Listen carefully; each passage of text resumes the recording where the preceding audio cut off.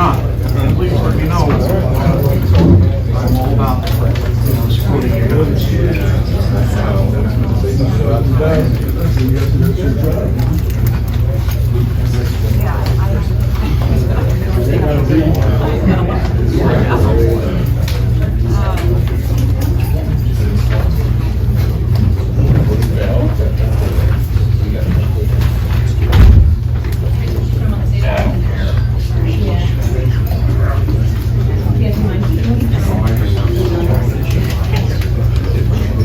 If anyone needs an agenda, there's some up here.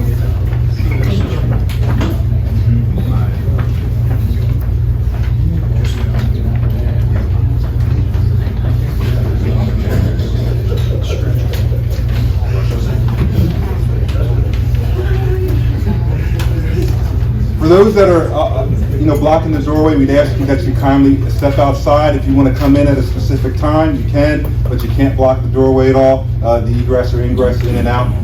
Okay?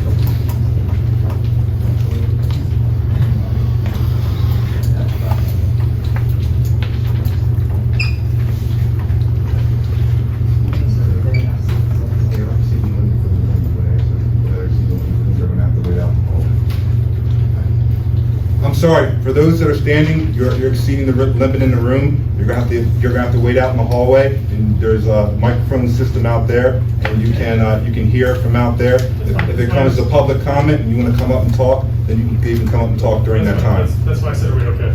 So we're staying out there? Yeah, you can stand out in the hallway. Thank you. We need a bigger room. There are chairs out there. We need a bigger room. Oh, they ran out there. How far back? Just as long as you're out along the hallway there, that's fine, and not blocking the entrance to the room here. There's a reason for getting a better meeting room, There's a reason for that. Like tonight, is a good reason.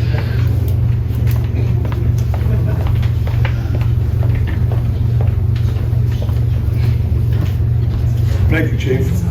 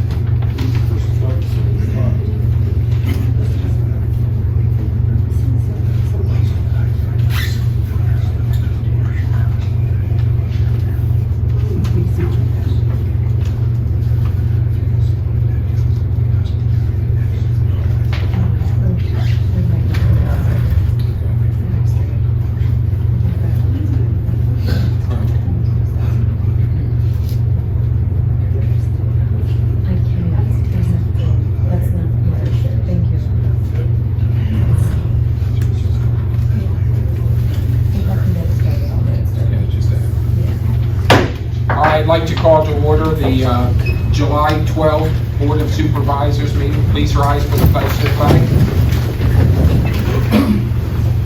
I pledge allegiance to the flag of the United States of America and to the republic for which it stands, one nation, under God, indivisible, with liberty and Justice. for all.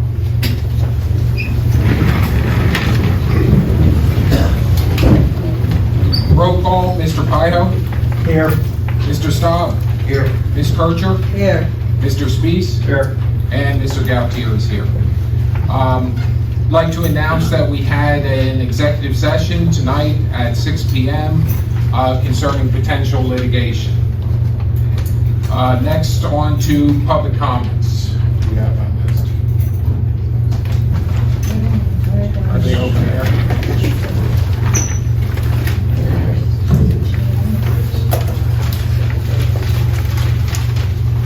Everybody's assuming the agenda. I'll have to get together with you, I don't know about the executive session. Okay, so public comment on agenda items, Mr. Hughes.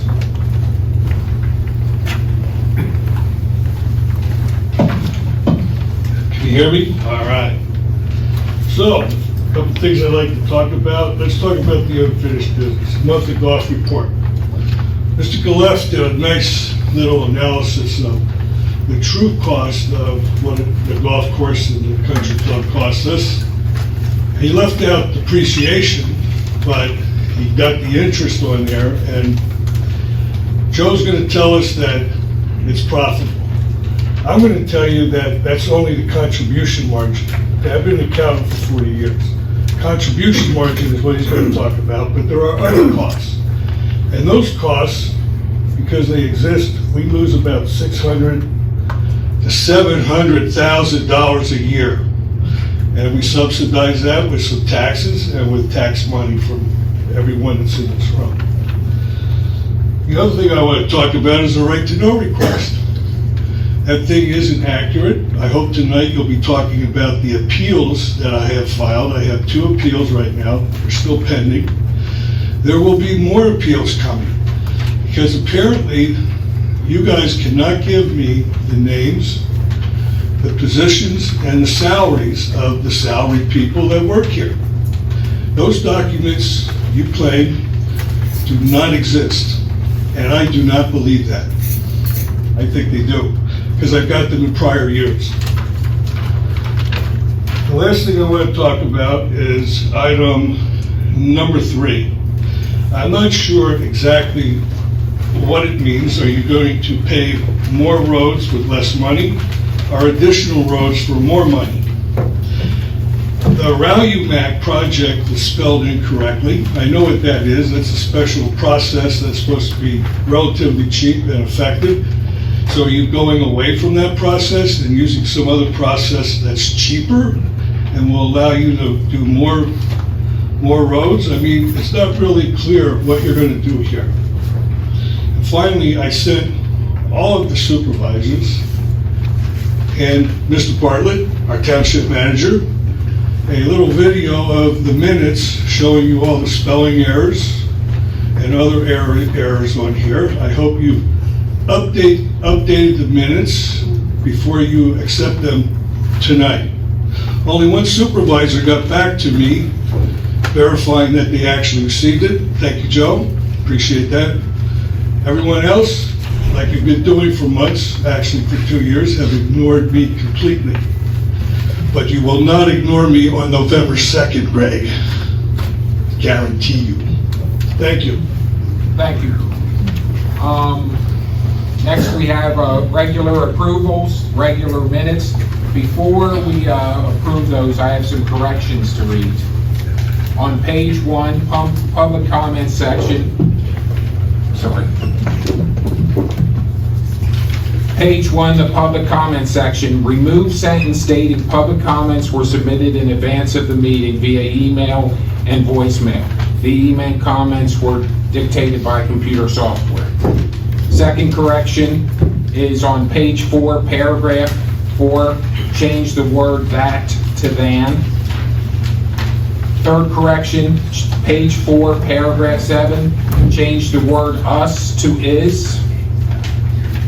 Fourth correction, page 5, the public comment section, remove sentence stating public comments were submitted in advance of the meeting via email and voicemail. The email comments were dictated by computer software. So we have those 4 corrections. Do we have a motion to approve the minutes? I'll make a motion to approve the regular minutes of the June 28th, 2021 meeting with the corrections stated. Second. Any comments or questions? No. All those in favor say aye. Aye. Opposed? 5-0 vote. Next, we have disbursements for July 12th, 2021. I know, Joe, you had some questions about those? I did. And again, just for some clarification and explanation for the community.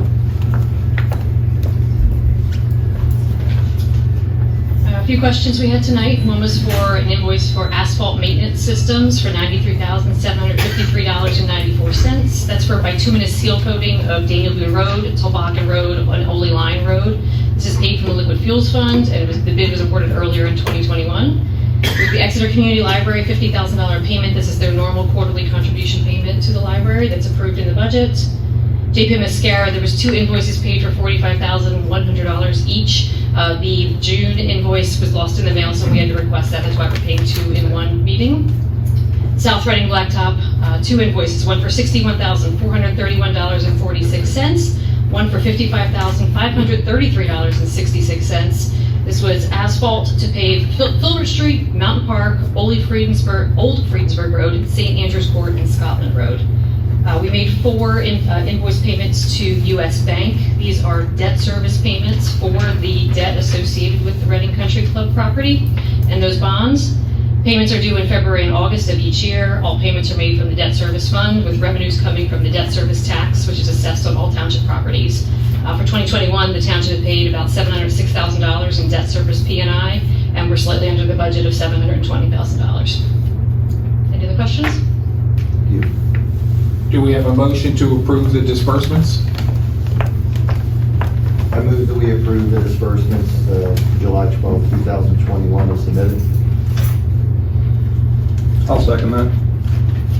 Any other comments or questions? No, I think we need to put with the adjustments of the minute. This is dispersed. We're on disbursements. Oh, I mean, there's disbursements. Yeah, I did have one. I'm sorry. That's all right. I had 2 phone calls today about Speak in the mic, we can't hear you. for the golf pencils for the Reading Country Club. Why it was so much money. I tried to explain it, but I would appreciate it if you would explain it to everyone. Mr. Staub? I checked with Derek because there was somebody that had questioned it. $495.90. It's for 2,880 pencils. They are ordered twice a year. There's typically 25 to 30,000 rounds. And as a golfer, I will tell you that you tend to walk away with them or lose them. So that's just the cost of doing business. It ends up being less than 6 cents a pencil. Thank you. You're welcome. Any other comments or questions? Michelle? No. No? All those in favor say aye. Aye. Opposed? 5-0 vote. Next, unfinished business, we have the monthly golf report. The report is available for review on the township website. Does anyone want to make any comments about it or have any questions concerning it? I mean, I will comment. I know Mr. Hughes and Mr. Gelliff had mentioned this. I'll read exactly. This was a quote from the administration, or just an explanation. The intention of the golf report is to show the profitability of the golf operations.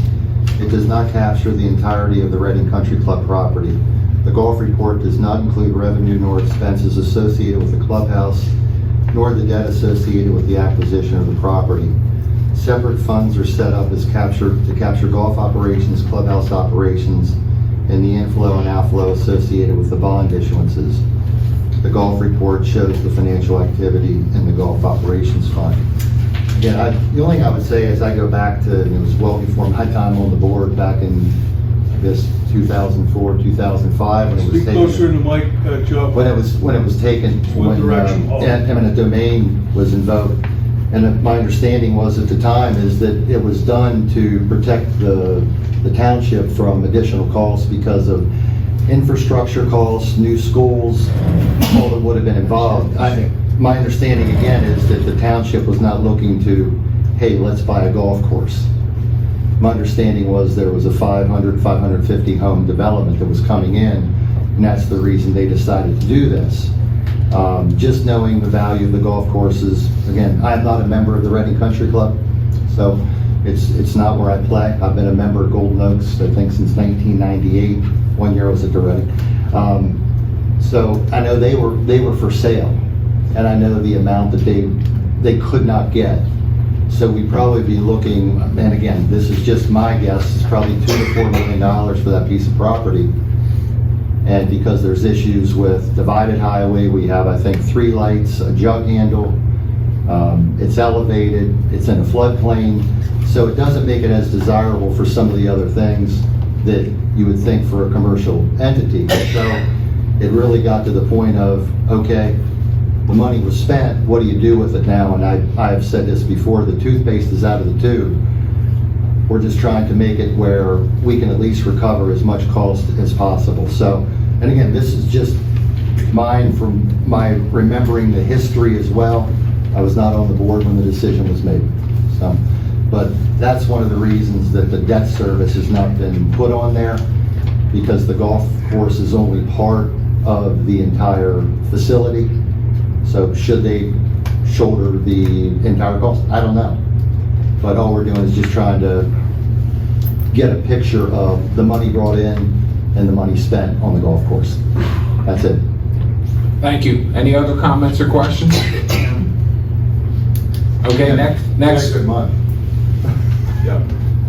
Next, we have the monthly Right to Know report. This report is available for review on the township website. Any comments or questions on it? I'll just mention that when I've been keeping data on this, for the month, we had 22 out of 30 requests completed by 5 days, that's 73%.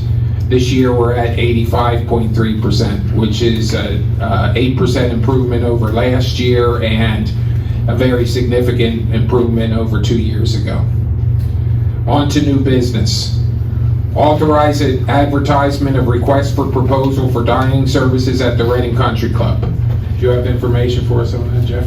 Yes, due to the COVID crisis somewhat abating and some renewed interest in dining operations, we've determined in order to make sure we get the best opportunity for a restaurant operation at the Reading Country Club, we are issuing a new request for proposal. Tonight, we're asking the board to authorize advertisement of it. The request for proposals will be due on Monday, August 16th. There will be 2 site visits scheduled for July 28th and August 3rd for persons that have requested an RFP and are interested in actually touring the facility. Once we receive that information, we'll review the RFPs and do a presentation to the Board of Supervisors with the hope of having the operation up and running for January 1st of this year. One of the concerns from a lot of the vendors out there was the fact that they could not, especially opening a new facility, to get enough qualified workers. They're having a difficult time staffing their existing operations that they're reopening, and they felt they didn't have a strong interest because of what was going on with a large amount of people still eligible for unemployment, as well as quite a few people who were uncertain of what their life was going to be like heading into the fall with students going back to school. Now that many of the schools have made that determination that they are going back to live classrooms, and a lot of people are no longer going to be eligible for unemployment, they're hoping that the employment market in the service industries will pick up a little better, and it will make it a little more attractive for them to put in a bid to possibly run the operation there. So if the board would be so inclined, just to authorize the advertisement, and we will post that, and it will be advertised locally in our local papers, as well as some national and regional websites that deal with golf operation, restaurants that specifically have geared towards golf operations. When's the expiration date, Jeff? What was that date? They're due Yeah, on couldn't hear August that, 16th. we could not hear that question. What is the expiration date for the RFP? They're due on August 16th. Does someone want to make a motion to authorize that advertisement? I have a question. I'd like to know where you're gonna advertise this at, so that it reaches a large area. Well, we're looking at, in order to hit the biggest market, obviously just on a local, because we have heard some interest from some local folks. You know, we'll put it in the Reading Eagle, but we're also looking at possibly the Philadelphia Inquirer, the Pennsylvania Restaurant Association, and the National Golf Restaurant Association, I think is the name of the organization. Okay, so you're looking at them, so they will get some, the people that you talked about will get a copy of the RFP? Yes. Okay. Thank you. Does someone want to make a motion? I'll make a motion to authorize the advertisement of the RFP for the proposal on dining services at Reading Country Club with a due date of August 16th, replying to the RFP request. I'll second. All right, Mr. Bio seconds. Any other comments or questions? No. All those in favor say aye. Aye. Opposed? 5-0 vote. Next, we have to consider awarding municipal facility trash service contract to Republic Services in the amount of $33,767.30. Is that you as well? Yes. We put this out to bid. This is for the dumpster service at various township-owned facilities, the parks, the library, this building here. We were not happy with the service we were receiving, and we looked outside to see if we rebid this, if this would be a good financial savings for the township. Based on the bids that we received 4 bids, and based on the evaluation of and the bids, it's recommended that we award the bid to Republic Services. The net effect of this contract will be about $1,000 a month in savings over the next 3 years. So it is a significant savings for the township, just for the cost of going through the bid process. So we're recommending this. We evaluated the bids. There were 4 local bidders. They went anywhere from $12,384 for the low bid to $19,235 for the high bid. So if the board would be so inclined to award it to Republic Services. I'll make a motion to award the contract to Public Service. I'll second. Any comments or questions? Yeah, Greg, Jeff, could you expand a little bit on the notice, about the notice of the current contractor, the length of contract, and a buyout clause, if any? Yeah. The buyout clause for this contract would be if we were to get rid of them for no reason, we just decided to part ways, we would be obligated to pay a 6-month buyout on them. This contract is, if it goes tonight, we're scheduled to start on September 1st, and it'll run through the end of this year, and then 3 years after that. At the end of that contract, by mutual agreement, we could extend it for 1-year term by agreement with us and the contractor. 1 year at a time, a rolling extension, same cost? It would have to be negotiated, that cost. Actually, their price structure, that's for this 3-year contract, it actually goes down in year 2023 and 2024. It drops down to $10,233, and $10,947 for the third year. I did notice that, and that was interesting to see that big of a drop. Well, it's actually, it almost, actually, all the bidders did drop at some point in their contract. And that is indicative of the fact that they may need to get a few new dumpsters and get geared up. So that it's that first year initial cost that they're kind of recouping a little bit. But it's only a $1,000 or $2,000 difference. It's not significant. Any other comments or questions?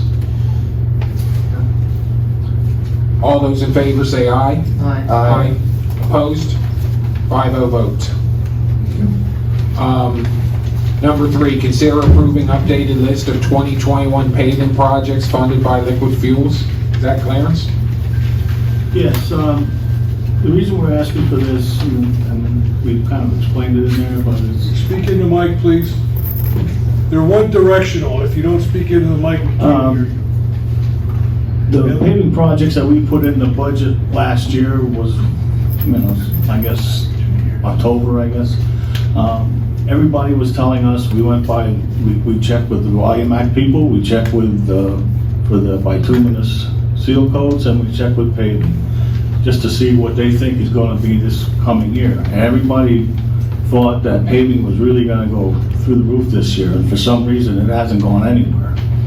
It just stayed flat. And right now, we're paying the exact same as it was when the paving season started, so it's really fantastic. That's good. We've had years where it's gone up to $70 a ton. Right now, we're at $52.50, I think it is. So that's why rather than putting Volumac down, we can't quite do as many of the streets because Volumac is a service that comes in and they just spread the stuff down, where paving is a completely different operation, which we have to do by ourselves. So that's why we are asking to do this. It's $116,000 less we're probably gonna spend, somewhere in that vicinity. We need this request is basically for the state, for the auditor. That's what it comes down to. They may ask to see that you guys approve this. Okay. That's why we're asking for it. So basically, this is going to save the township $115,000 and change. I don't want to say saving it. We're not really saving it. We're just not spending it. That sounds stupid, but we're not doing as much volume. As long as we're not spending it, sounds The money will roll over, and it will just stay in Liquid Fuels. And next year, we can do more again. And who knows? We never know what's going to happen. We just put a clutch and transmission in one of the dump trucks, $12,000. Just for a clutch and transmission. You got to put an engine in one of those, it's $15,000, and we don't budget for that. It's impossible to budget for that. We have too many trucks. So we always end up with probably $60,000, $80,000 at the end of the year left over. It's a nice little safety net. Okay. It just stays there for next year's use. Any other questions or comments? Is there any difference in the quality, Clarence, as far as the type of? It's a much better product. The paving is you get an 1.5 inch material as opposed to a paint job, which is really just to protect the blacktop once it starts to oxidize and it turns white. When you see it turning white on you, there's no oil there anymore, so you seal it up to keep the water out.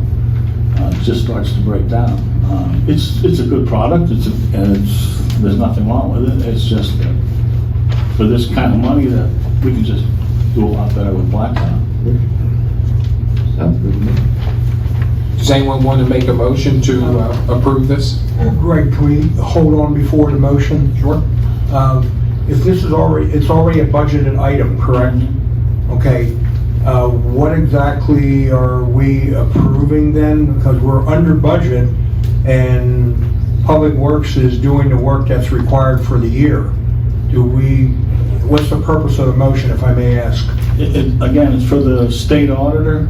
He can come in here every 2 years and looks at the books, and he can say, did your board approve this budget?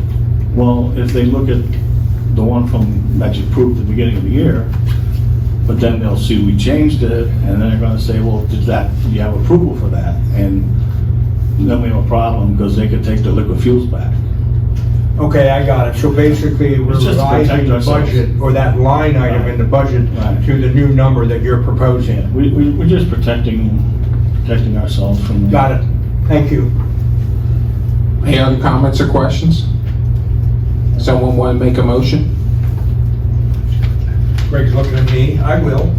I move that we approve the updated list of the 2021 paving projects funded by the liquid fuels and revise the line item budget to, I have to look it up, $520,823.94. Is that what we wanted in the motion, with the line item? Is that all right? Is that proper? No, we don't revise our budget. So, Right. I would just say it's a change in process of what he's trying to do. Can do a budget amendment, We're not that's gonna- what you should be doing. We don't do that. Budget amendment. Excuse me. All right, so, Jack, I'm going to ask you just to amend your motion to approve the updated list of 2021 paving projects funded by liquid fuels. Is that acceptable Agreed. to you? Yes. Does someone want to make a second to that I'll motion? second that. Any other comments or questions? No. All those in favor say aye. Aye. Opposed? 5-0 vote. Next, approve appointment to Planning Commission to fill current vacancy. Do you want to make any comments, Jeff? Certainly. Before we get started, I just want to make note that Mr. Culbertson, who had submitted an application, has requested that his name be removed from consideration. We had a total of 4 people who had sent letters of interest into the board. They were forwarded on to all the board members, and at this point, it'd be if the board would make a motion to appoint someone so we can get that vacancy filled and get them up to speed on the planning process in the township. Does anyone want to make a motion? Jack? Sure, I will. I would make a motion that we appoint, would be proper term, appoint Eric Mounts, professional engineer, to the Planning Commission. Do we have a second? I'll second it. Okay. Any comments or discussions? Just thank you for everyone that showed interest. Yeah, so thanks as well to everyone that applied. I mean, I think the transportation, his background, everything just fits perfectly with the planning commission. Okay. All those in favor say aye. Aye. Opposed? 5-0 vote. Next, authorize advertisement of ordinance amending the recycling ordinance. Is that you again, Jeff? Sure, I can handle this. Our current recycling ordinance, recently, through some enforcement actions, we determined that there were some definitions that were not up to speed and correct. The ordinance was written a number of years ago, and some things in the township have changed, the type of housing units, what have you. So the gist of the changes we're making addresses homeowners associations as an entity that are required to conduct recycling the same as any other residential properties in the township. The homeowners association, they are not charged by the township. They handle their own recycling in-house through their own maintenance agreements, what have you, but they are required to do recycling. And this is basically to clarify that language, so when we try to enforce it on a homeowners association that decides they just don't feel like recycling anymore, we have the ability to go to court and require them to do so. So it's really, it's just a small language change. If the board authorizes this evening, the draft language will be posted on the website, and we will be approving this at the next meeting. Any questions? Yeah, I have a question, please. The plastic bottles that they have on there, there's no talk about the plastic items that are numbered 1 to 6 like your regular recyclers do. They do. Are you talking like the type of plastic Yeah. bottles? Well, there's a lot of plastic plates and containers Mhm. that have the numbers on them. I just want to make sure they're recycling as we have to. Oh, yeah, their requirements are identical to the township in terms of what they have to recycle. Okay. It's just the fact that they were not officially included as a homeowners association. The language was iffy that they had to do I this. understand that, but I still would like to see that the same items that are on this sheet, newspaper glass, aluminum and steel cans, plastic bottles, that it, so they know that they have to recycle all the plastic that has 1 to 6 on it. Okay. And the leaf waste, we have to make sure that it's not, that they know it's not mixed in with the regular recycling.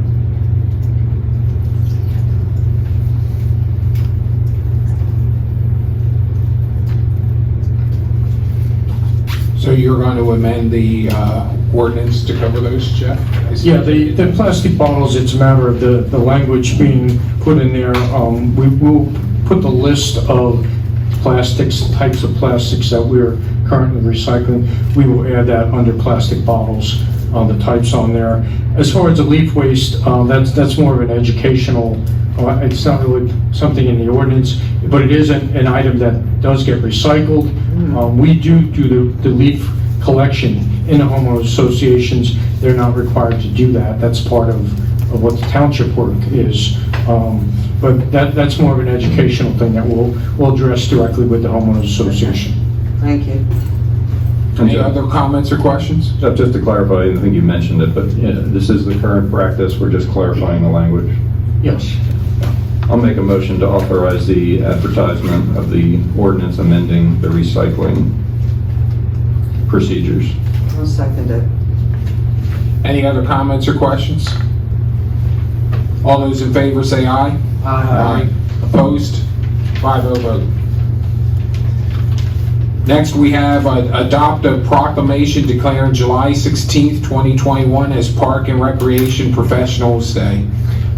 Laurie, is that you? Yep, I will take this.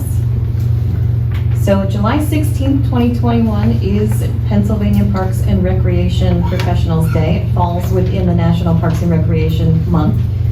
It's essentially just an opportunity to recognize industry professionals in parks and recreation who work tirelessly to make our parks great and to give back to the community. So here in Exeter, we have a small department, but I still felt like it was important for us to recognize all of the hard work that everybody does. And we're about to embark on some large-scale projects to make our parks even better here in the township. But aside from just our township, this proclamation just gives support to industry professionals in Pennsylvania and nationwide that work really hard every day to keep our parks nice. Thank you. Any comments or questions? No. Someone want to make a motion?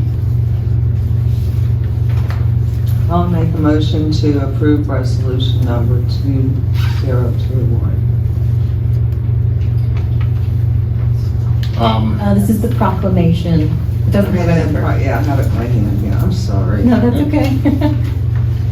There's no number associated with Okay, it. then I make a motion to adopt a proclamation declaring July 16, 2021 as Park and Recreational Professionals Day. It's a mouthful. It is. Okay. Sorry. I was- Do we have a second? I'll second that. Comments, questions? All those in favor say aye. Aye. Opposed? 5-0 vote. Next, adopt a resolution supporting the Pennsylvania Commission for the United States Semi-Quincentennial America 250 PA. Is that you I was again? testing you tonight. Yeah, I know. You definitely No, are. Jeff will- Jeff's gonna take this one. Sorry, guys. As you know, when the United States celebrated the bicentennial, it's coming up on 50 years ago that was done. And the state of Pennsylvania is moving ahead with the planning stages for this. And Berks County is trying to enlist the support of all the municipalities, all 72 municipalities in Berks County, to have a resolution officially recognizing that this is coming up and endorsing that it is going to be a celebration in the United States. It's somewhat ceremonial at this point. There's no obligation on the part of the township for resources or events or anything. They just want to get these resolutions out there by all the municipalities and get everyone on board. I'm looking at most of the people in this audience here. I think most of you remember and recognize the bicentennial, and it was quite a big deal. So, 50 years later, I think we're going to try and have another big celebration. So, if the board would just approve this resolution, we can forward this on to the county and have them recognize that we're part of the group of 72 in Berks. Any comments or questions? Someone want to make a motion? I move that we adopt the resolution supporting the Pennsylvania Commission for the United States Semi-Quincentennial, America 250 PA. I'll second it. Comments, questions? All those in favor say aye. Aye. Opposed? 5-0 vote. Next, we'll go to department reports. We'll start with Highway. Yes, coming up this coming Monday, we're beginning probably the biggest part of our paving projects. We'll be milling probably at least 5 days, and immediately after that, we'll be coming right behind that with paving. So after that, we will have pretty much 90% of our paving done, so it's going well. Good. Any questions? Next, we have engineering. Actually, I have nothing to report this evening. Okay. Next, police, chief. Over the holiday weekend, the police department conducted a DUI checkpoint here in the township. I'm really proud. My officers did an excellent job out at the checkpoint. They contacted 627 vehicles, made 8 DUI arrests, 11 drug arrests, and issued 25 citations. They did a fantastic job. We also applied for a canine grant, and we received a grant for $15,000 for our canine program from the Berks County Community Foundation. So that'll go a long way in helping us with our canine program and the costs associated with it. I just want to make the township residents advise them that we're starting to receive a lot of complaints for fraudulent unemployment claims. So if you get in the mail something from the U.S. Department of Labor indicating that you applied for unemployment benefits, and you know, of course, that you did not, please contact the police department immediately. Not only here in the township, but other police departments are experiencing the same, especially with the amount of money now that people are getting for unemployment benefits. This type of fraud is becoming more prevalent. So just let us know if you think that you're a victim of it. That's all I have. Thank you. Thank you. Solicitor's report. I have nothing. Township manager. Just one note. We've been discussing the American CARES Act funding that's being allocated through all the municipalities in the United States. We will be receiving the first installment of that money this week. It's approximately $1.2 million. That money is earmarked for very specific projects, infrastructure projects, and a number of other developmental projects dealing with anything associated with the impact of COVID on the township. The Board of Supervisors will be discussing that at future meetings of how this money will be spent. We don't have to spend it immediately. You will have up to 2024 to spend all the money, to allocate it and spend it. We're receiving half the money this week, and a year from now we'll receive the other half. So I just want to let her know that the process is going forward. Unlike the earlier CARES Act monies that were out there, which were reimbursable, this money is given to the municipalities up front. You then determine how you're going to spend it, and you notify them how you spent it. If for some reason you don't spend it, they will gladly take it back and reallocate it out there. But guaranteed we'll find a proper way to spend the money on hopefully some of the unfounded mandates that the federal government puts on the municipality. That's all. Okay, thank you. Next, we have public comment for general non-agenda items.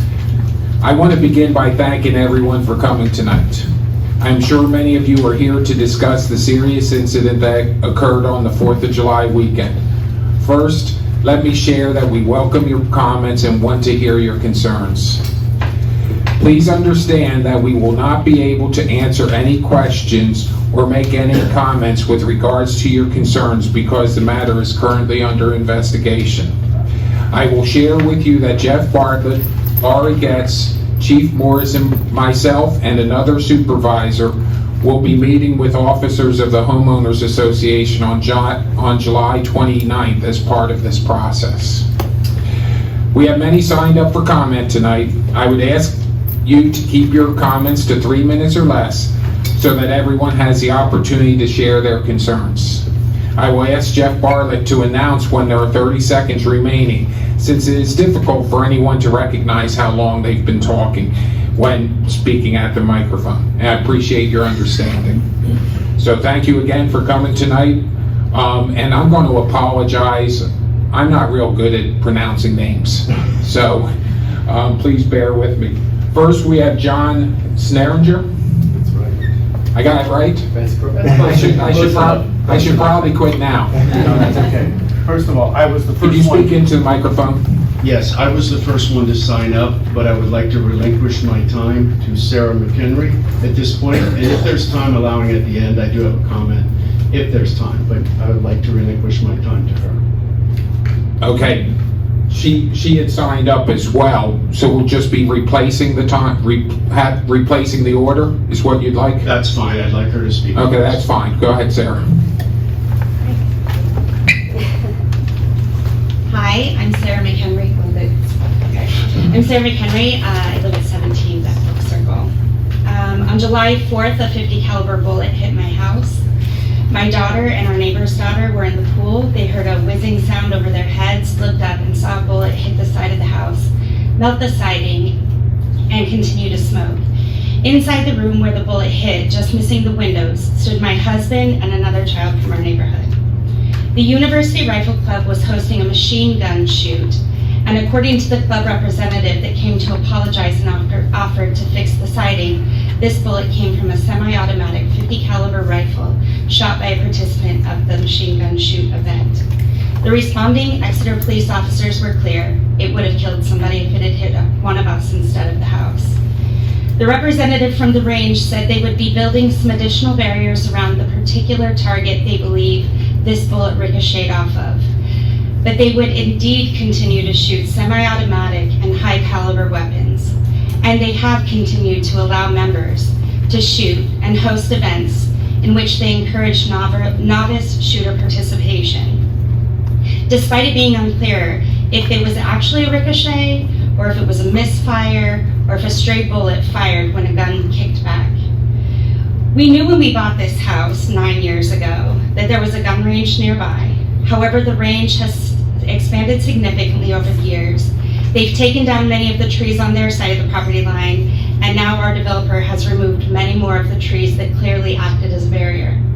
The expansion of the gun range was done without necessary approvals, but this board knew about it after the fact. What measures were deployed to ensure our safety given the expansion? What oversight did this board have? Was the safety danger zone remeasured to accommodate the expansion and to accommodate the large caliber weapons? I have no problem with the gun range shooting bullets on their property.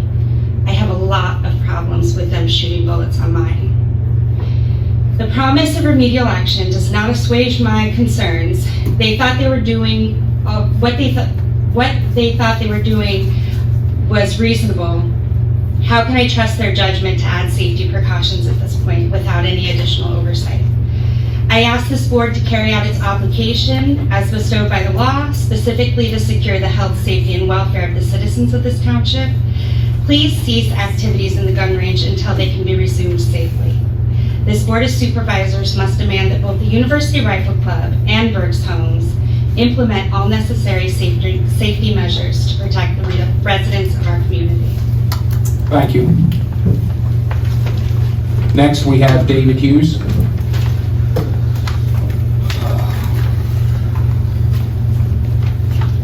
things I'd like to talk about.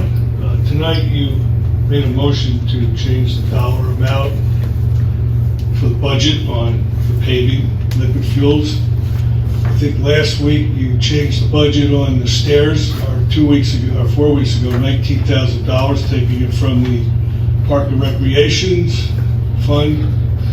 And there's a neat little way to do this. It's called budget amendment, okay?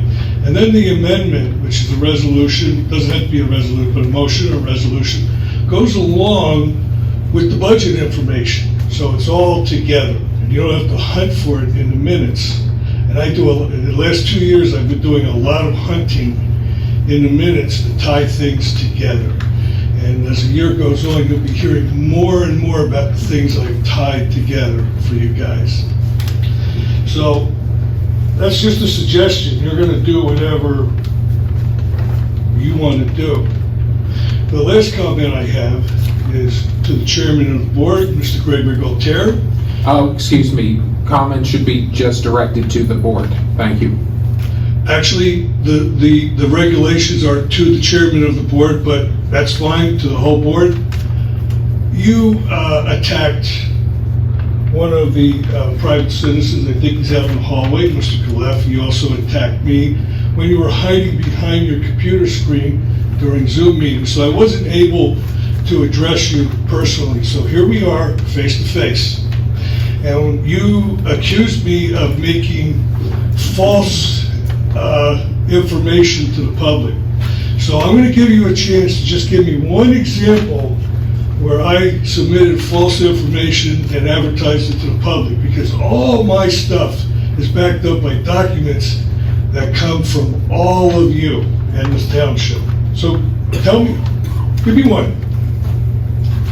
Are you finished with your comment? No, I have another comment. I'll continue. Okay. Finally, during the election, you filed a complaint against me, claiming that my behavior was, I don't know, something. Anyway, from what I understand, the DA has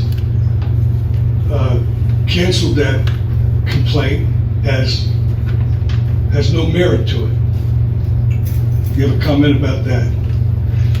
Are you done your public comment? Yes. Thank you. Next we have Craig Moritz. That's pretty good. Thank you. I'm on a roll tonight. Come on up.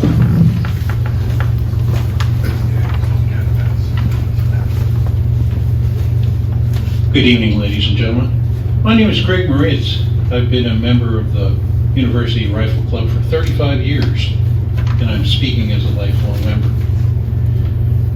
The club has been in its current location for 67 of its 100-plus years of existence. During my affiliation, the club has always given high priority to being good neighbors. We have welcomed law enforcement organizations from local police to federal agencies for training and education. We have also hosted hunter education efforts and taught many young people to be ethical and responsible firearm users. Our commitment does not end there. We have a number of your neighbors as members. We have invested heavily in the last few years to make our facilities even safer. We haven't expanded them, by the way. We're still within our original borders. But the investments that we've made, tens of thousands of dollars worth of earth moving, was all concentrated in making the facility safer. We did this not because we were required to, but because the membership felt it was the right thing to do. And we did it all in full compliance with environmental agencies and have had our range inspected and approved as safe by range and ballistics experts. We realize, as ethical firearms owners and users, that we are responsible for every shot from start to finish. Safety is our biggest concern. Even the possibility that the projectile may have escaped from our property warrants the full investigation of law enforcement authorities and ballistics experts. At present, there are many questions about the projectile found lodged in a neighbor's home, as well as significant indications that it did not originate at University Rifle Club. If this projectile did originate in our facility, we will not stop until the firearm that launched it is identified. And that technology exists. You may count on our full cooperation in the fact-finding process, and if we are found responsible to make changes necessary to make sure that such an event never occurs again. Thank you very much, and good evening. Thank you.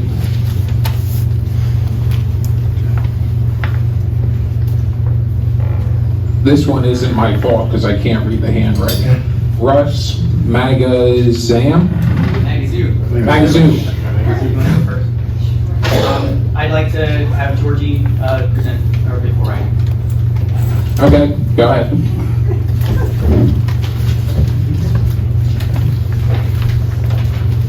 Good evening. I'm Georgiana Coe, 25 Benbrook Circle. I understand where I moved when I purchased my home in 2012, and I felt safe living in my neighborhood. However, University Rifle Club was significantly smaller, with a substantial amount of trees surrounding the area that have since been cleared. There is no longer a tree line separating their property from our development, especially with the new phase of Pathfinder Meadows 2 being built. There is a direct line of sight of the gun club from our houses, which has never existed before. What permits were approved from the township for the club's expansion? Have these new target areas and expansion areas been inspected by proper authorities to ensure safe practices not only for the community, but for the gun club members as well? The second phase of our development was already planned when we moved into our home, with a soundproof barrier to be in place even before this new phase was started. Did the township approve the gun club's expansion to be that close to our development with no safety or sound barriers in place? In previous years, before the expansion of the gun club, there was a denser forest and large amount of trees that prevented many of the bullets from entering our neighborhood, even though some still did penetrate, landing on homeowners' properties. While the gun club did apologize to the homeowner for the stray bullet incident that occurred on the 4th of July, citing that it did come from their gun club, and promised to pay the damage to the siding, he did state he would continue shooting high caliber and semi-automatic weapons, but would put more dirt around the target. He claims it was a ricochet, but was it? Normally a ricochet is deformed from hitting something before rebounding. This bullet was intact, not deformed in any way. Does this mean it was a direct stray fire? Or was it a ricochet? Or it could have been a negligent fire? Put yourself in our shoes. If it was you or your children in the line of fire 3 feet from a .50 caliber bullet striking them, would you stay quiet and stand by doing nothing? Sorry, excuse me. My children and I were in that line of fire, enjoying our 4th of July holiday at the neighbors. My son was inside the room that was struck by the bullet, nearly missing the window he and the homeowner were standing in front of. My daughter was outside in the pool with her friend, the homeowner's daughter, where the bullet passed over their heads. I support the Second Amendment. There are guns in my house. However, with this right comes the responsibility for every round that leaves the barrel. What will you, the township, do in order to ensure our public safety? The gun club apologized for hitting the house and offered to replace the siding. Next time when a child is struck, will they apologize for the funeral? Excuse me, I'm sorry. Thank you. Russ, do you want to come up now? Yep.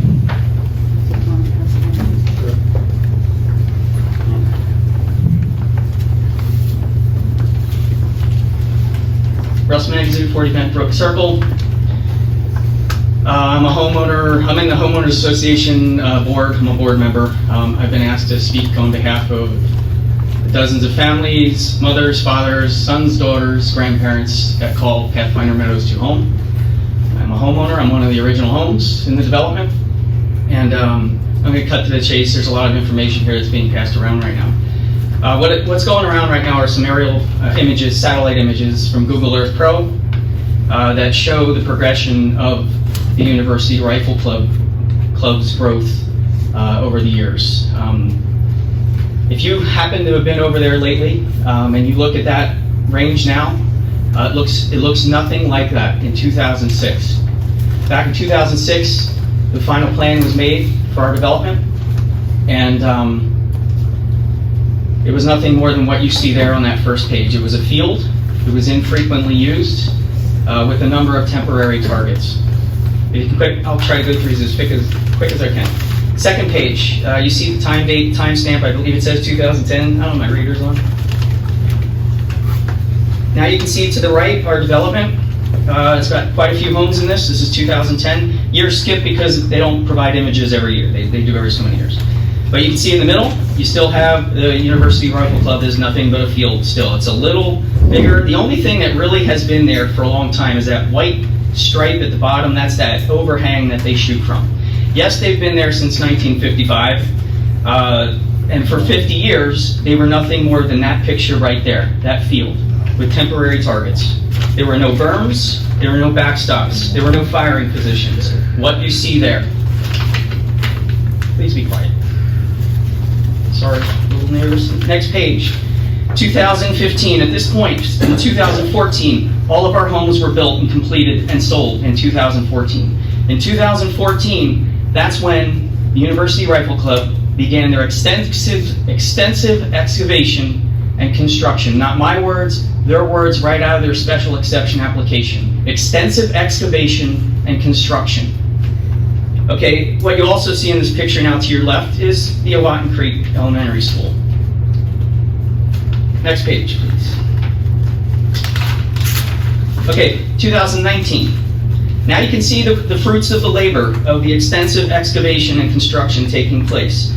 None of what you see there, except that little roof, didn't exist, or none of that existed in 2006.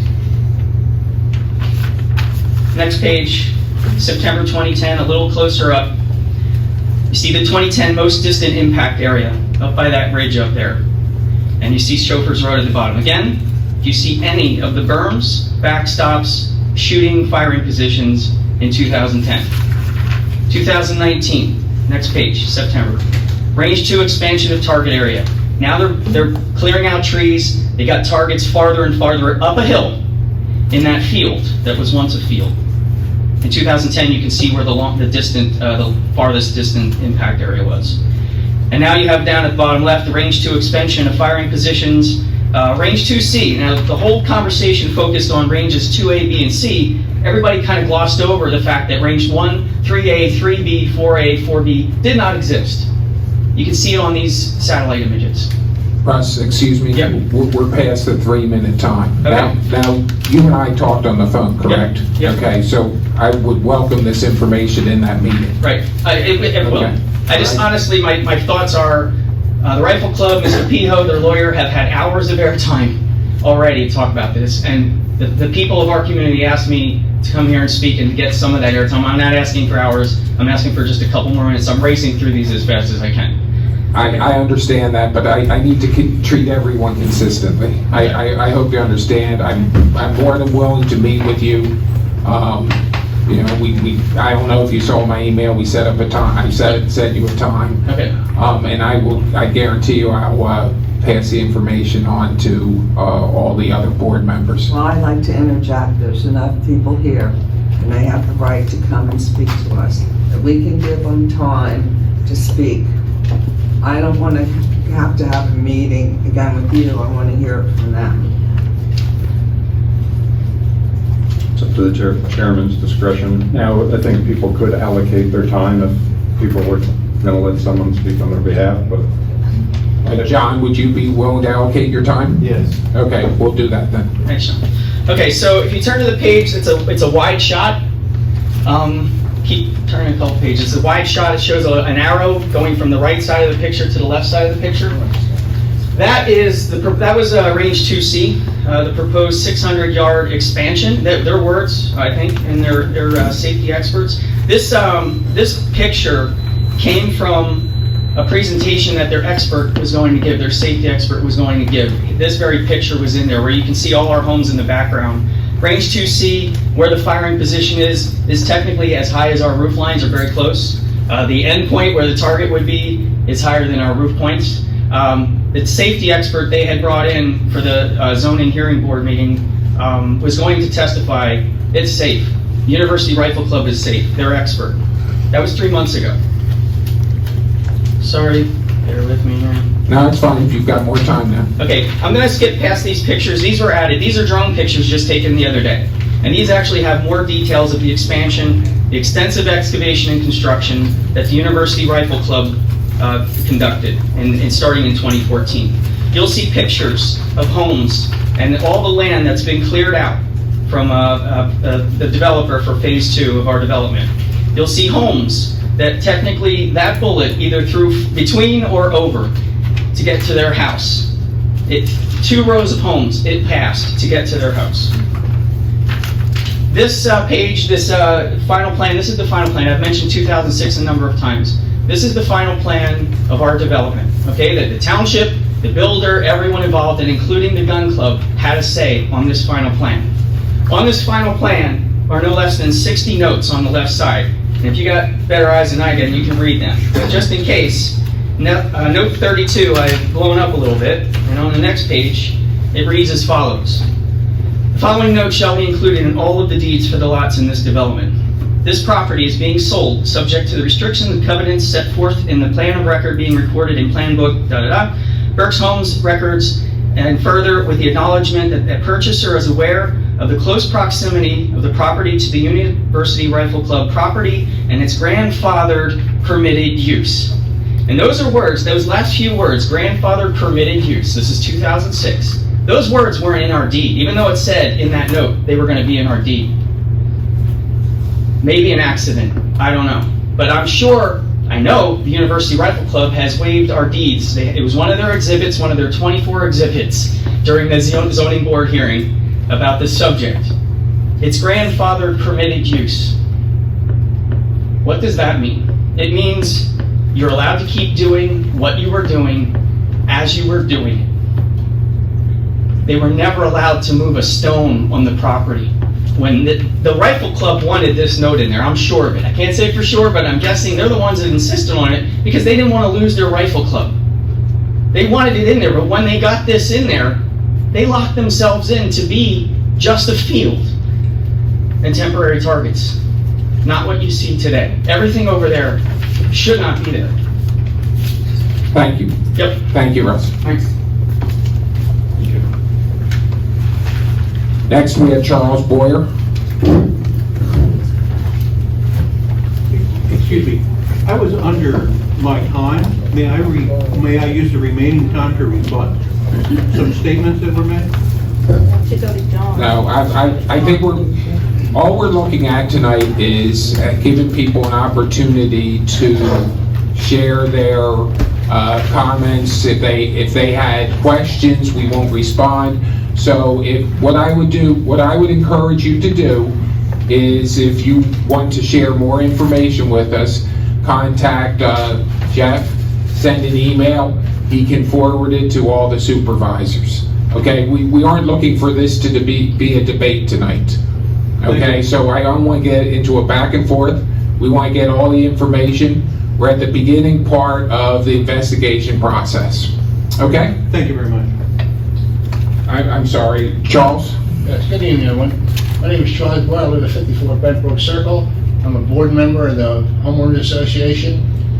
The first thing I'd like to discuss is when this incident happened, and it was the police that had responded to the home, why wasn't there an immediate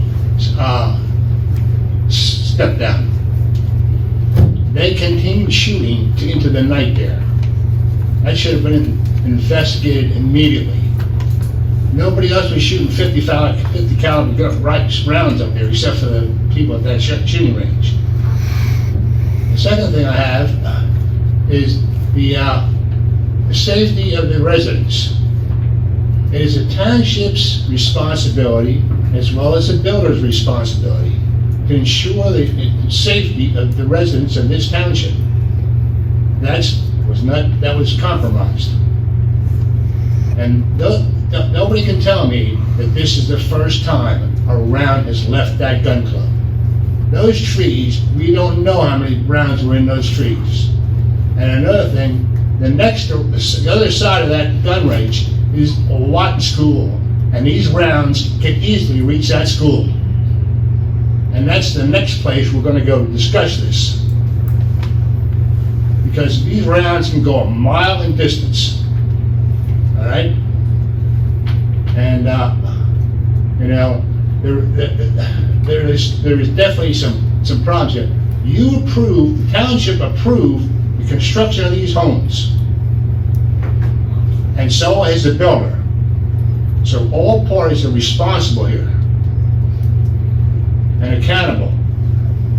And we need to address this, and there needs to be a thorough investigation. That bullet was not disintegrated. That bullet was intact when it hit that house. There was no ricochet.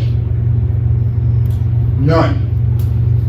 And, you know, we can get somebody to look into that. So, you know, what I'm trying to tell you is, there's a serious safety issue here that needs to be addressed immediately. You know? And the residents are living in fear and anxiety about this. And this is not a good thing for this township. You know, if it gets out of this township and get publicized, this is not going to be good for this township. That's all I have. Thank you.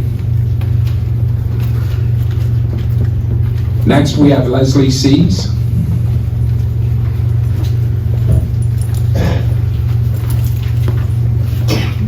Good evening. My name is Leslie Sees. I'm here representing the University Rifle Club at 550 Chauffeurs Road.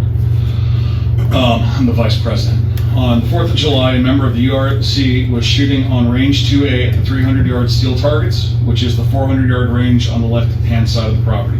For those of you that don't know, the URC is located at 590 Chauffeurs Road, and it's the property we're shooting. Its property where shooting occurs contains about 20 acres. On that day, a police officer alerted him to an intact stray projectile was downwardly lodged in the siding of the house situated at 17 Bentbrook Circle, McHenry home. McHenry's home is a development directly to the east of URC. The development is a backwards P that faces the club. Their home is located on the stem of that backwards P, with trees and then 2 rows of houses in front of it.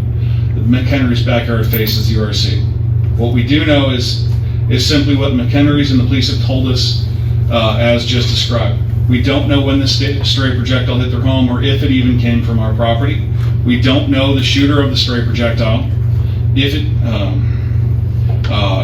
it did come from our property, we don't know how the projectile could have hit a steel target and ricocheted backwards over 1,600 feet over the trees and the 2 rows of houses, all while staying intact. Especially considering a projectile hitting a steel target at 300 to 400 yards typically disintegrates on impact. Given the lack of information, the URC and its insurer has been alerted and is in the fact-gathering stage. This situation is unprecedented for URC, considering something like this has never happened in the 67 years that we've been in operation on the property. If the stray projectile came from URC, myself and every other member of the club finds it totally unacceptable and does sincerely apologize to the McHenrys. As a result, URC, regardless of whether it was or was not responsible, has already offered to make and pay for the repairs to McHenry's home, which will be done in short order. The URC takes firearm safety very seriously, which is why it does not admit persons who cannot properly handle or shoot firearms, as strict initiation and orientation process and lengthy rules posted at each range. The URC wants to be viewed as a responsible, non-profit corporation that is providing a public good, that being police preparedness and the ability for citizens to safely exercise their Second Amendment rights. This is also the reason why the URC operates in a formal manner and is fully insured. At our general meeting, several URC members with combined shooting experience of over 100 years raised the theory. Hold on a second. Part of the statement was not prepared by me. Raised the theory that a resident in the area could have simply fired a bullet into the sky near the McHenry's home on the holiday, given the intact nature of the projectile and the severe downward slope within their siding. This seems likely. I will end by stating that the URC has always expressed serious concern about the increasing development around its property. This is a topic of frequent discussion and at its general monthly meetings. How can URC continue to safely operate given the houses already in the area and the ones that are currently proposed to be built? Given that there are houses in the area, the URC acknowledges each homeowner's property rights. They should not have to worry about whether they or their children will be struck by a stray projectile. But that being said, as it has done in the past, the URC will continue to research ways to prevent stray projectiles from exiting its premises, regardless of whether the stray projectile, in this instance, originated from the property. We will intend take action promptly. Thank you. Thank you. John Dever.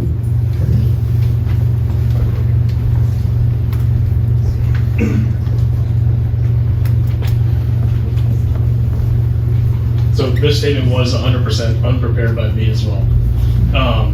Unfortunately, it had to be prepared very quickly. So I live at 51 Bent Brook Circle, and I think the focus of this, because I'm not quite sure what the last talker was actually getting to the point of, is that I have 3 children, and many of the people in our neighborhood have just as many, if not more. And I want to actually thank you. I meant to say this. Thank you, board members that have responded to my email. I tried not to clog your emails, but unfortunately, we'll have to go on record. That's the way the world works these days. So at this point, I'm going to reiterate my email that goes to size and scope, which I think is a lot of what everyone has said tonight. Russ included, Sarah, which is when we moved in and acknowledged what we were moving into, things were one way. The size and scope was one way. The size and scope now is something completely different. It's no coincidence that trees come down, bullets come over. My children and I used to hike in the woods over there or walk around in the woods, not too close to the gun range, but in the woods, and find shell casings, which could have been hunters, could have been anything. But at the same time, there were a lot, and more than I would expect from hunters there. Being involved with the extra community the way that I am, on boards, coaching, sports clubs, etc. I would love to think that we can come to a creative solution to this, given that what's done is done. I don't want to, we are the township. You are the board, but we are the township, right? I mean, I hope we can come to a creative solution because, this township, this community in particular, Walton Creek Elementary, where, one of my children has already graduated from, my middle is in, and my youngest aspires to go. It's in danger, and I hope we can find a creative solution. I'm not against the gun club. I moved in full well knowing.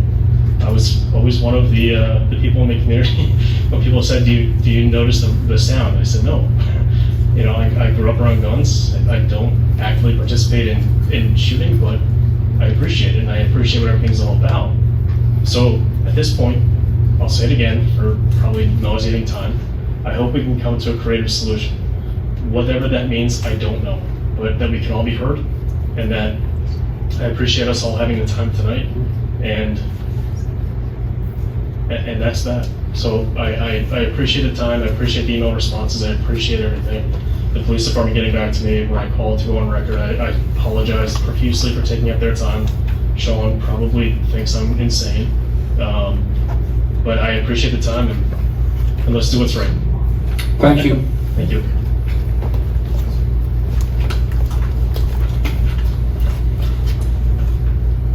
Michael Good. Is that right? Yes.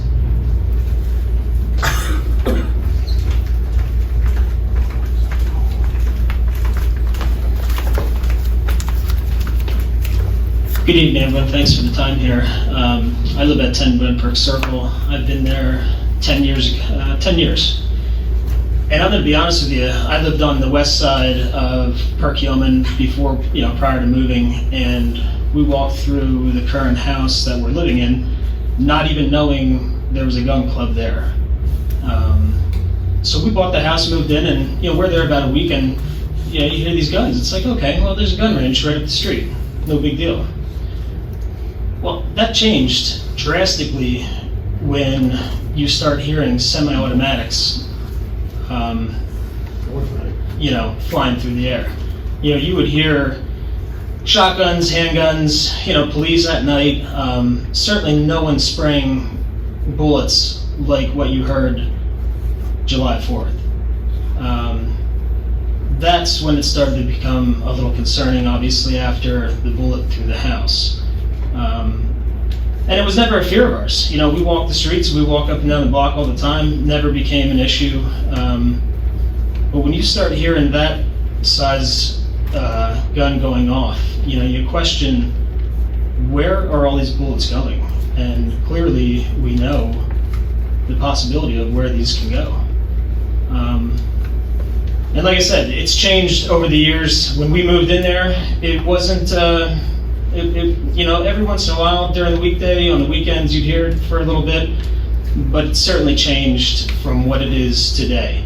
And I'm not anti-gun. I'm not asking them to close the doors. I'm not asking them to put the guns away, and I'm not a gun owner, and I don't care, you know, who owns guns. You know, you do your thing. People own guns. They own boats. They own cars. It's a hobby. I get it.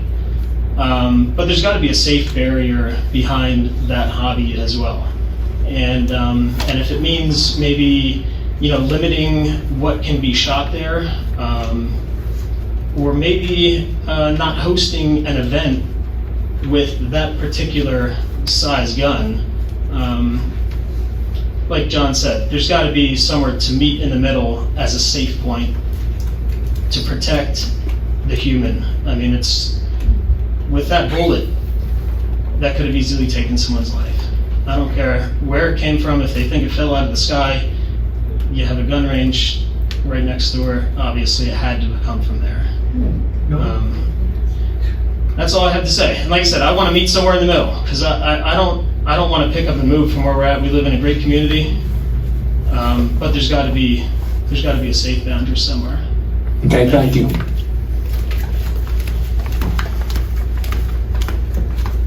Next, we have Alan Bollendorf. So I'd like to give my time up to John Schnander, please. Sure. Thanks. Thank you. My name is John Sneeringer. I live at 62 Bentbrook Circle with my wife Rose. A lot of what I was going to say has been said, and very well by the people here.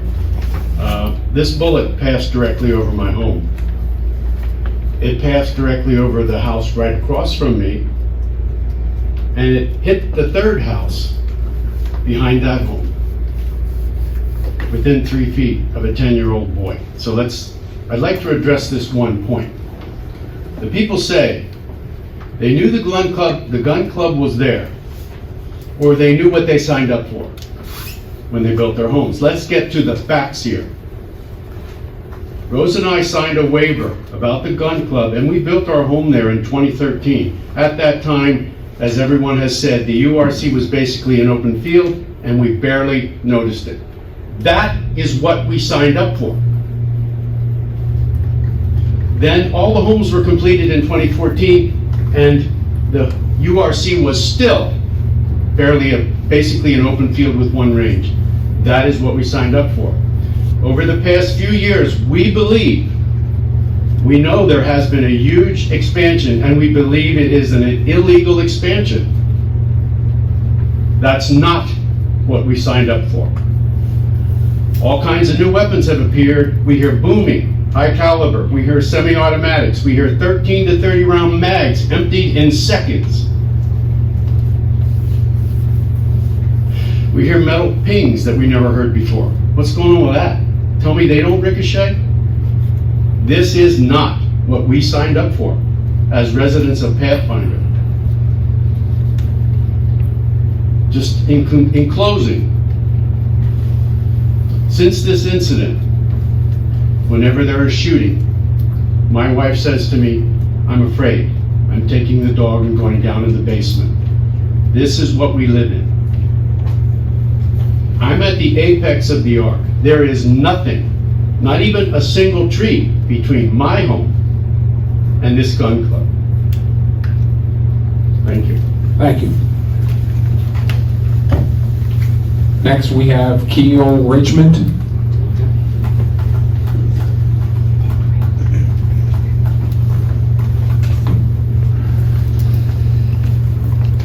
Just to correct it, it's Kyle. I know I'm sorry. funny, but I'm also a resident of Pathfinder Meadows. I live at 18 Winding Brook Lane. I'm probably one of the furthest from the gun club in the neighborhood, and I'm going to keep it short because there's been a lot of good speakers from our neighborhood today that have way more attachment to the issue based on their experiences. When I bought my home in in 2013, I can honestly tell you I heard no gunshots when I took the tour of that house. I didn't know probably for like 2 weeks that there was actually a gun range close to the neighborhood. Now, I'm a gun owner. I don't mind guns. It didn't really bother me. I don't even remember seeing it in the Ford when I bought the house. Maybe that was part of my wife's side. I don't know. But I do agree that over the years it's heavily expanded. You know, even from a responsibility standpoint, I think Berks Homes needs to be involved in doing something more than a sound barrier. It feels kind of like wool's pulled over the eyes. I know for a lot of people, especially on that side of the neighborhood, an 8-foot sound barrier is not going to do anything. Okay, so my house is probably one of the highest too in the neighborhood, other than the top of the circle, and I can pretty much see the top of the gun range now. So I'm on the little leg in your pictures, I believe you were shared.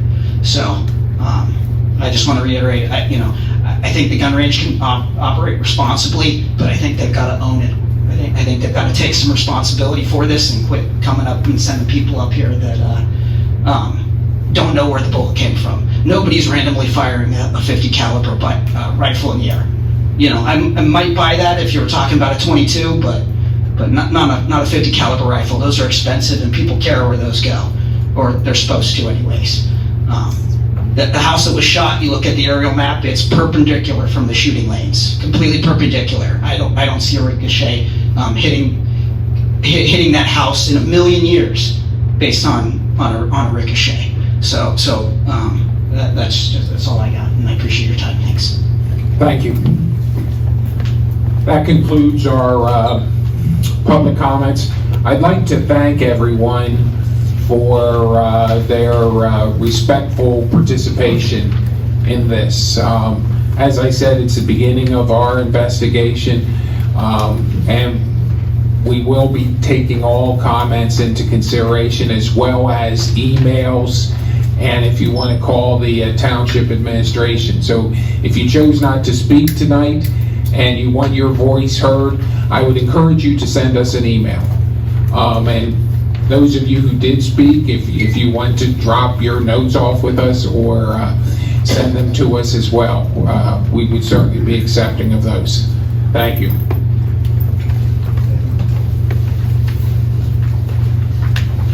Okay, next we have supervisor reports. Mr. Pio? Start the meeting. I wasn't ready to be number one. Well, you're number one now, I guess. Okay, all right, good, thank you. I wanted to also thank everybody for coming tonight. It's great to see a crowd. Of course, as most of you know, if you don't, I'm the newest supervisor for the township. Welcome. You're welcome to say hello to me. Some of you have from the last couple meetings, and I look forward to meeting all of you and working with you in the future. So again, I'll reiterate, thank you everybody for coming. It's nice to see a crowd. All right, thank you. Ms. Kircher? I'd also like to thank everyone for coming in and expressing your feelings and telling us about your problems, because we want to be a big community and we all want to work together. And we surely don't want to have fear of walking around your house or being in your backyard. So I'm sure once the report comes back in from the police, there'll be something that we can all work, or we'll just keep working until we get it done. Thank you. Thank you. Mr. Staub? Reiterate, thank you again to everybody that came out. Appreciate again, everybody was very respectful. I know it's emotional, it's understood. I have 3 kids, I'm on Farming Ridge, so I'm not that far away, but I certainly can understand everyone's feelings. A couple things other than this subject. Lori, the newsletter, thank you again for all that put it together. Is the subscription increasing? Are we staying level? And if it is staying level, is there a way to increase the subscription so everyone gets it? We gain some new followers each time one goes out, but it has kind of leveled off.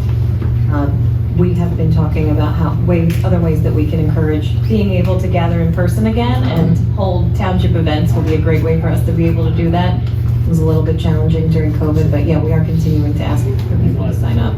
Okay, and then. Excuse me 1 second. With regards to that, we have a lot of new people here. If you are not aware of this, we have an electronic newsletter that you can sign on with the website. Monthly newsletter. So that's available to you if you weren't aware of it. I'm sorry.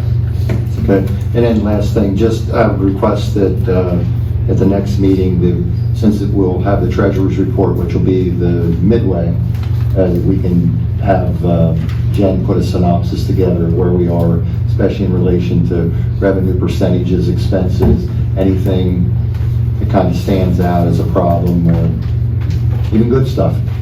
I would say 100-some thousand. We're not spending 100-some thousand. So that's a request for next meeting. Thank you. Mr. Spees? Yeah, I just would say again, thank you for everyone coming out and for your understanding that, it wouldn't be proper to try to solve it on the spot. We want to find the best solution. That's going to take some investigation and gathering all the facts and finding the best path forward. So we certainly are concerned. So thank you. I'd like to just thank everyone again. Thank you for your respectful participation. I also am going to read a statement here. Some questions from the June 28th Board of Supervisors were asked, which I'd like to address on behalf of a quorum of the Board of Supervisors. The questions concern the approval of the building pressure-treated wooden steps between the Dunn Center for the price of $19,000. It should be between the Dunn Center and the library. Point 1, the 2021 base amount for bids for a second-class township is $21,300. At least 3 written or telephone price quotations shall be obtained for all contracts between $11,500 and $21,300. There are no bid or quote requirements for purchases under $11,500. Regarding the Dunn Center Library stairs, 4 telephone quotes were sought and only 2 contractors opted to provide a response. The cost for this project is $19,000 under the $21,300 threshold. Therefore, no public bidding process or advertisement was required.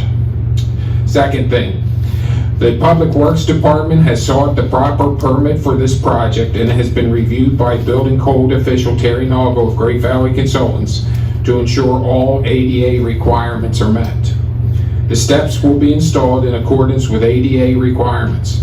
Per Terry Nagle, each building has its own handicap accessible parking and entrance, which meets the requirements set forth by the Americans with Disabilities Act. Updated handicap parking and directional signage has already been ordered and will be installed so there's no confusion as to access on the property.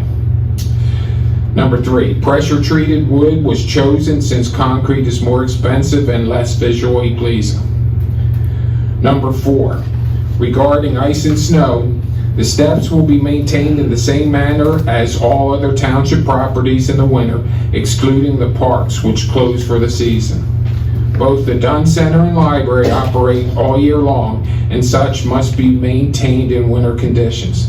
The township is well versed in winter weather management, and the addition of an extra staircase on a property that is already required to be cleared of ice and snow does not present any additional hardship.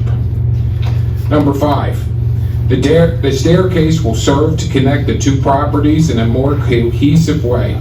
Renters of the Dunn Center may want to explore the library story walk during their rental period. The library may want to take advantage of the Dunn Community Center for additional programming space. Residents may want to use the Dunn Center parking lot or library parking lot for trail access to Valley Ridge Trail. Regardless of what residents may choose to utilize the staircase connecting 2 township properties for, it will also serve to beautify the area and present additional opportunities for access to our library, which provides excellent services to our residents. Number 6, with regards to the cost, this plan has been discussed in concept for years. The investment in the story walk brought the project to the forefront. The $19,000 is coming out of the park fund. $300,000 of park improvements at Pineland Park was budgeted. After the budget was created and approved, we received notification that we were awarded $150,000 in grant funding for the project. So $150,000 of budgeted funds became available. The decision was made to do this $19,000 project now, given the funds were available and the cost of lumber has been on the rise rather than budgeting for next year. This statement with the appropriate documentation will be posted on our website, Facebook page, and will be sent out using our electronic newsletter email list. Feel free to contact the Township Administration with any additional questions that you might have. Thank you very much for coming. Do we have a motion to adjourn the meeting? I'll make that motion. Seconded. Jack seconds. Comments or questions?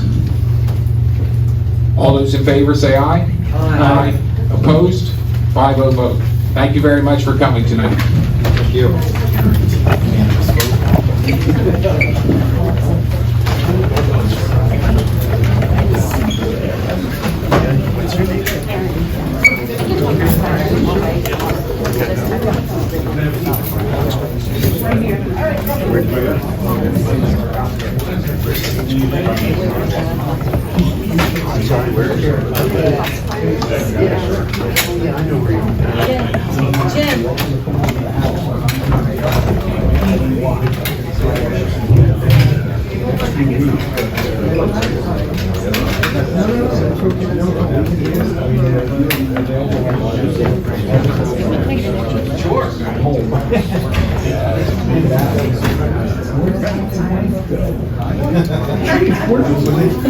Ran out to the car. You know what I'm gonna do? Hang on. Hang on. I told her to stick around. I can't. You're not running out, are you?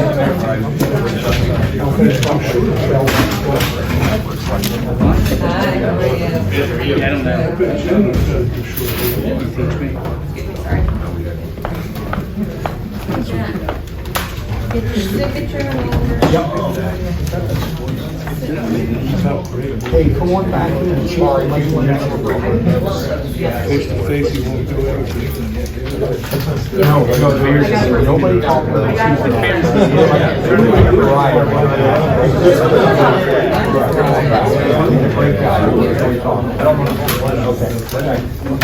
She's coming back. Well, she said normally, like last time, everybody came up and introduced themselves.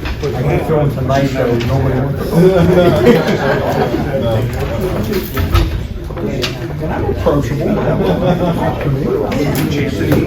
I didn't mean for you.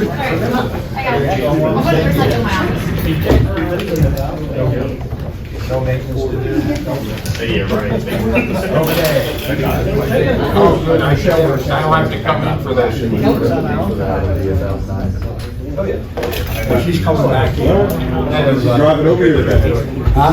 Driving over here today. No. She drove her A6. Oh, okay, all right. But she did take the 911 this afternoon. She had to run to the, and she goes, I'm gonna take the 911.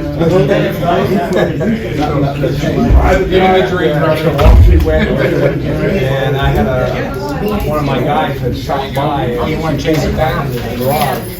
He goes, what's that? You don't want me to chase it back? Don't take it. Huh? I said, yeah.